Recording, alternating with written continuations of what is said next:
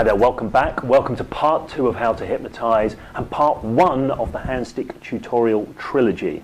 This is fantastic stuff we're about to cover. In a moment, I'm going to hand you over to me, circa a couple of years ago, to introduce this properly. I just want to say something before I do. In the intro there, I'm going to be referencing the concept of the hypnotic loop. Now, this is something that I get into in more depth elsewhere, and if you've read the report, the free report, Hypnosis Beyond the Trance Myth, you will know something about that. So the hypnotic loop is essentially the fundamental mechanism behind hypnotic phenomena. It's a self-perpetuating feedback loop of naturally occurring cognitive processes that as hypnotists we aim to hijack and utilize in taking our clients, in taking our subjects into that altered reality that we desire to take them into.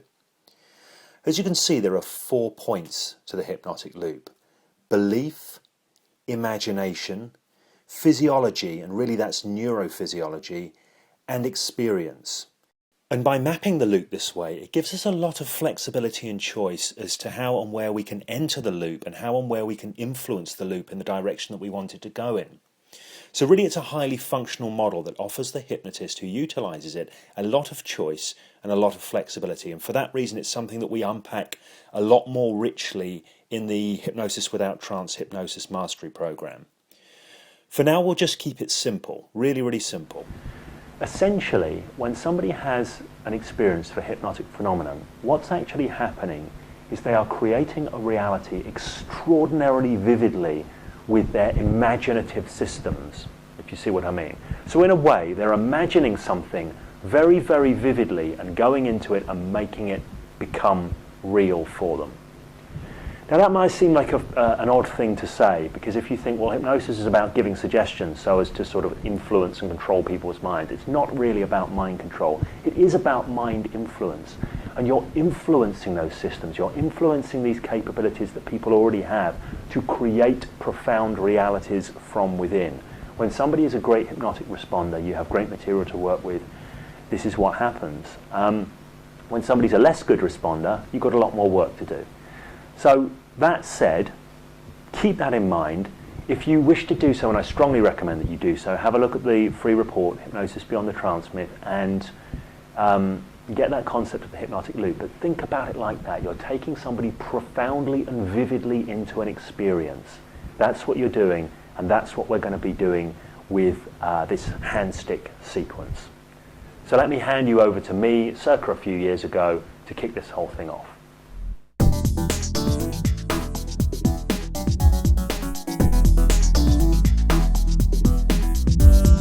Okay, welcome to the handstick tutorial part 1. Now what you're going to see in this tutorial is me doing some hypnosis with somebody in a pub in Hertfordshire in the UK. You may already have seen the prequel to this. You may already have seen me there sitting at the pub table and there's the guy with his hand stuck to the table and I'm challenging him to unstick it. What you didn't see is how I set up with that guy what I call the hypnotic loop, how I drew him into a hypnotic loop and set that up so his reality would shift and he would have that experience. So you didn't see me building the loop and setting it up. Keep that concept in mind as you watch what's going on in the video. What you'll see is me using language to pace and lead the subject into a different reality. Now, I'm not going to break that language down on this video. I'm going to save that for part 2. With this video, I've put subtitles on so that you can see the language that I'm using, but I want to keep my commentary out of it, so as you can do your own thinking around it, pay attention to what's going on. I'll break the language down in part 2, and the other thing that you're not seeing, I need to say at the moment, is you're not seeing the full setup for this.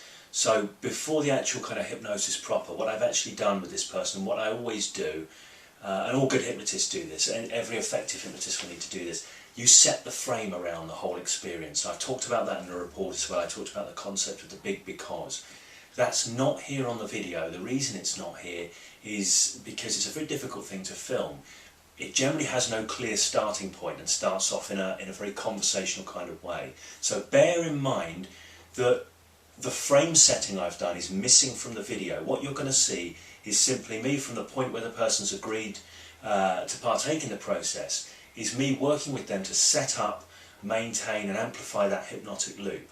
So watch it, enjoy it, think about what's going on and learn what you can from it, and I look forward to seeing you in part 2 where we start breaking down the segments of exactly what's going on. Can I ask you, do you feel your head right now? Well, they'll be coming up. And then your right and left hand.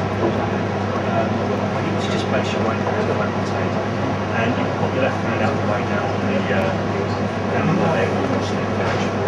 And what I'd like for you to do is just pick a point in your hand so you can look at it. You can allow your focus to come fully absorbed. And as you continue to look at that point, I'd like you to be aware that you can see your hand, and you can feel your hand on the table, and you can feel the table just pushing up and the sounds around you. You continue to look at that point. And as you do that, as you feel that table pushing into your hand, I'd like you to just imagine there's a powerful glue spreading between your hand and the top of the table. Very powerful glue. In fact, as that glue starts to spread into your hand starts to rock and stick. Continue to look. As you imagine that now, what's more stuck, your fingers or your palm? Your fingers are more stuck. Notice how your fingers can stick more and lock more fully all the way through. And as that happens, go ahead, try and lift one of those fingers, even two of those fingers. Find your palm sticks even more as you try and lift your fingers. Your palm sticks even more. And try and lift one of those fingers. What's more stuck now, the fingers or the palm? Palm stuck as well. The palm stuck as well. Okay, here's the interesting thing. What I want you to do is try and lift that hand, find it just sticks more fully, locks more fully, it sticks and pushes to the table. The harder you try and lift it more, it just sticks and locks. Really try, because you're a strong guy, you can really try and lift that. Really try and lift that, find it sticks more. What's that like as that sticks now? Yes, strange. Strange. Notice that strange. Continue. Are you in a trance or anything? Or are you, no, you're completely awake and they're stuck fully. The harder you try, how can you try? It just sticks more. That's the interesting thing. Now, in a moment when I